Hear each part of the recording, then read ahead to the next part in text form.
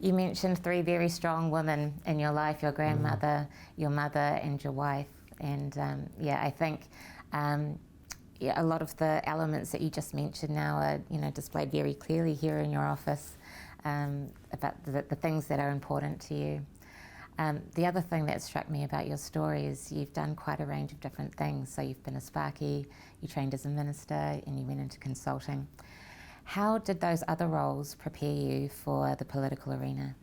Well, when I sat back and I reflected on those different roles, responsibilities, those jobs, those careers that I had, I realised that each one actually is an important piece of experience and expertise. So when I think about the construction and the electrical work, it's being pragmatic. I mean, when you're out in the field, the truth is that if you don't produce something, and if it's all talk, then you don't get paid, and therefore you don't eat, you don't do the things that are really important. So being pragmatic has always been a big part of who I am. The other parts of doing a theological degree, and then also being a pastor, where you learn how to have pastoral care.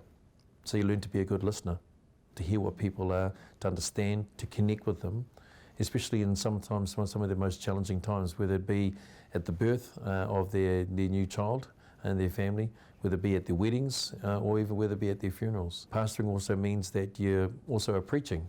So you learned how to be able to, what they call exegete a text, look at what the evidence is, and then you speak about that. So you learned how to preach, you learned how to talk in front of crowds and with people as well. The consulting side meant that I went over to places like Canada and got to see how big systems work and how they don't, and how we can improve them, and how you can take people with you.